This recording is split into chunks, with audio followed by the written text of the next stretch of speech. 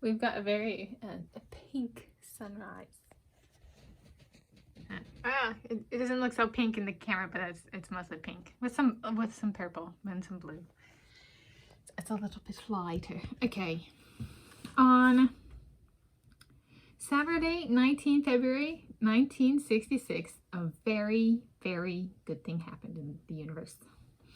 So I'm Tanis Coralee Leonhardi. This is my YouTube channel, Tanis Leonhardi. I'm filming this on Monday, 29 January 2024. And I'm going to provide my take on the Doris Brown Heritage 1 mile run, 4 minutes and 52 seconds from 19 February to 1966. I am going to use the full name Doris Brown Heritage. I do not know, so it was a she, her, hers.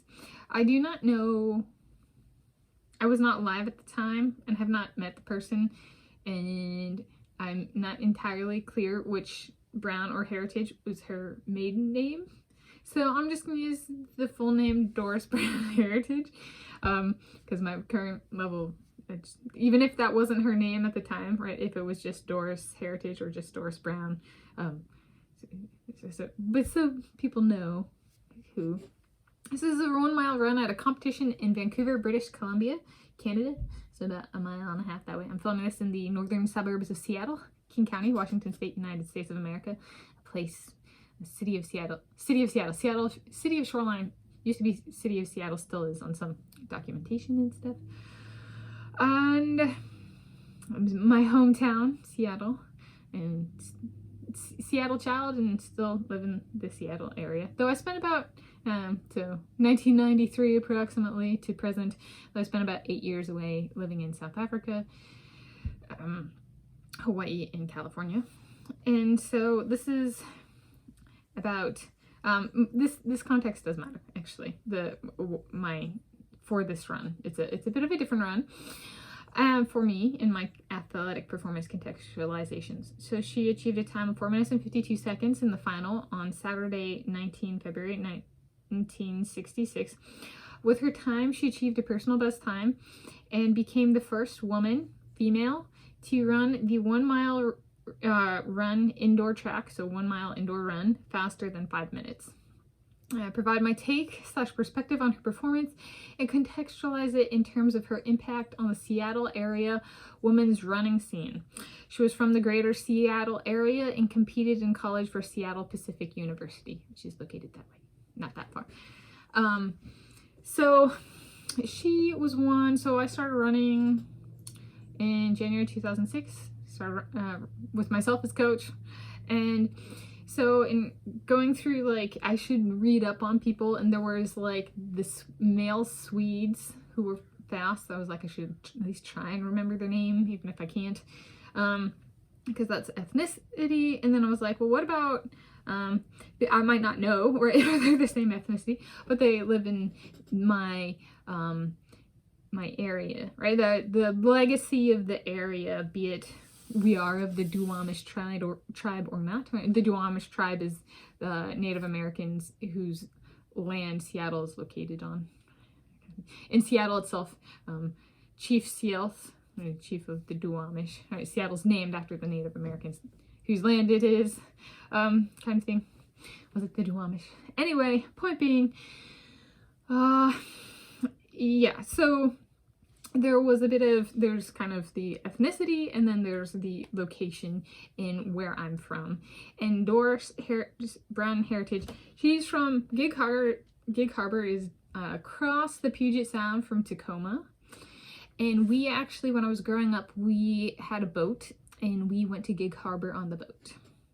So I've been to Gig Harbor. It's not that far of a drive from Seattle. It might be about the same, depending on traffic, might be about the same length of a drive as from here to like downtown Seattle kind of thing.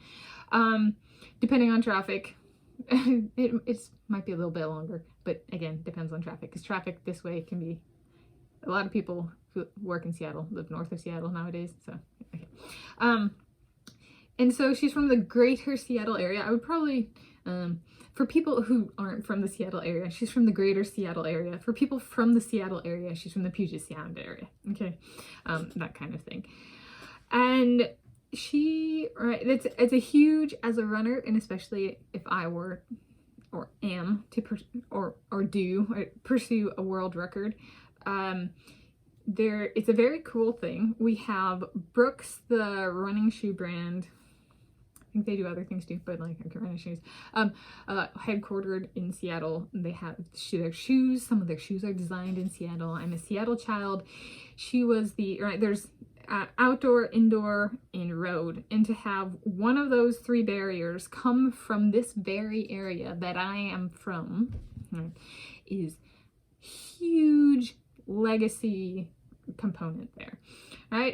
If people are going to break the 4-minute barrier, I think the very basic, since there's only in running, be it road, indoor track, or outdoor track, it is only fitting to look at the regions from which people came for the 5-minute barrier and be like, do we have representation from all of those regions? Or are we just gonna be oblivious and not care at all about the history of running and go for it all on our own? No, I think about my region and I'm like, Seattle. How can I not do this for Seattle? Right? Right? It'd be so cool. Not saying I'd be the first to break a barrier, and you guys already know I'm not the biggest. I don't know if a 4-minute barrier is a real, like, the right barrier for me personally, right? Like, I might choose a different time, but like, and I've brought that up on the channel before. So yes, this is really a contextualization of, you know, I was reading back and like started reading up on runners and stuff, and like to find that there were Scandinavians, right? I'm not Swedish, but there were Scandinavians who were fast at some point in time. And more recently to find out that we actually have similar training styles is like, whoa. And then to have my region of like where I like my parents brought me into the world, and then where was I raised, right? Where is my home? And that's like my hometown. Because if I were to move to a different place, which I've done before, the meaning of home can change, but because I was raised here and, you know, spent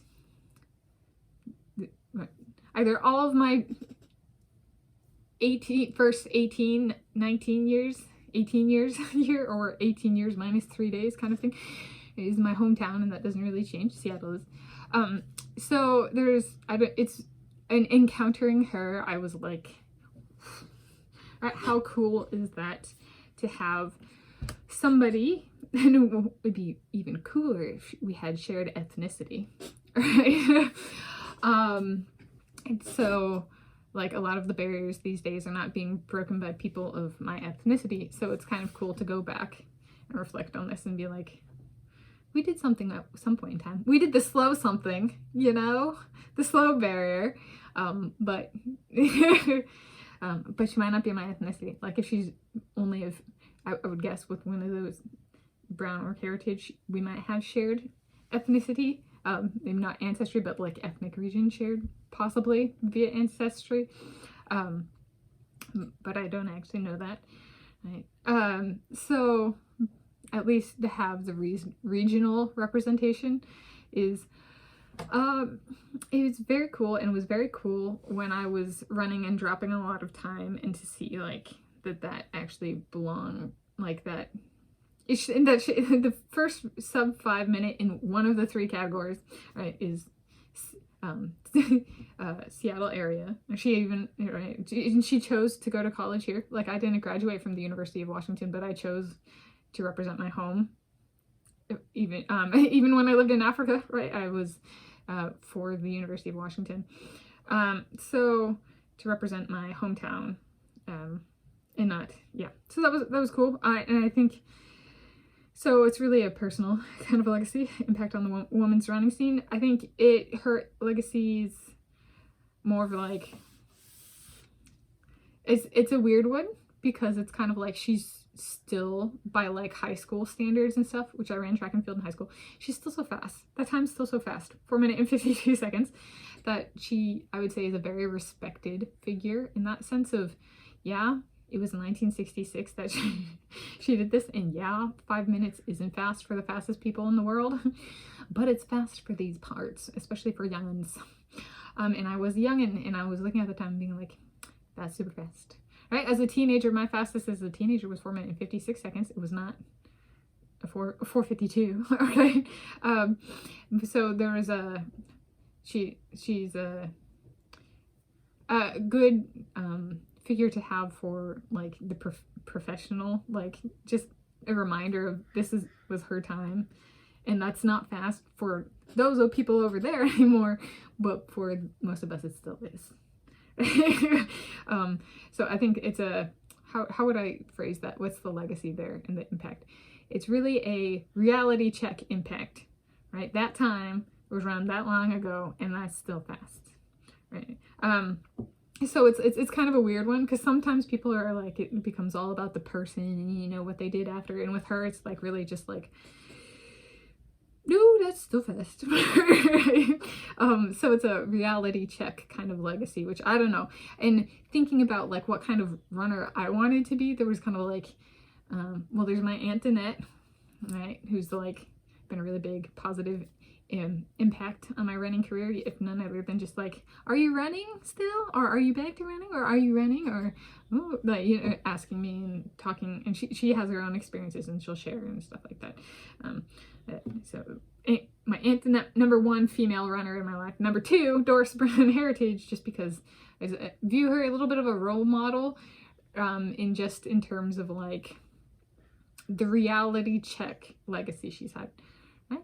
Don't need the person, just need the time, the date it was attained, and to be like, can I accurately ascertain that it is, you know, over 60 years later and I'm slower than her? Is it over 60 years? No, over 50 years later and I'm still slower than her. Or when I started running, it's 40 years later and I'm much slower than her, you know? So while people might be like running so much faster, I'm like, for a very teeny tiny population of the world, that's true. For a global population that's now over 8 billion, the truth is, when only 1,000 people can run a certain time, that's faster than, you know, the times of the past, and the population has increased by billions, then actually that's not right, is it? Proportionally, the world has slowed down, not sped up. If we wanted to talk about true representation. So, yeah, I thought she's the one where the only was like, if I were to achieve something great in running, that kind of legacy is not the best, right? But depending on what one's looking at for, but for me, like it's a good one for me in just terms of like positive impact in the running community of reality check.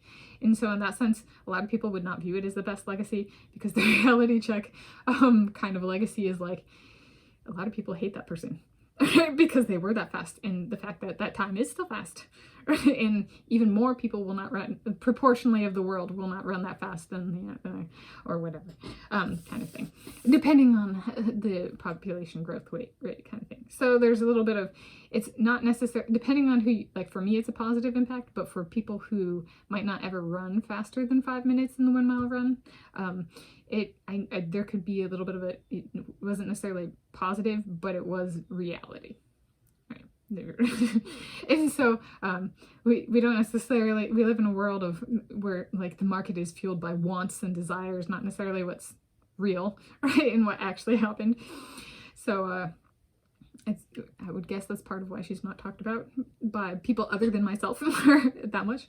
Some people do, not all people, but for me, I like that her legacy was the reality check type.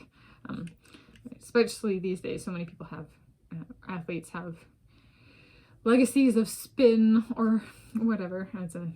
It's a different one, and different than some of the male runners I've been talking about that I like, kind of thing. So a fresh take in that sense. So that's my take on the Doris Brown Heritage 1 mile run, 4 minutes 52 seconds, 19 February 1966.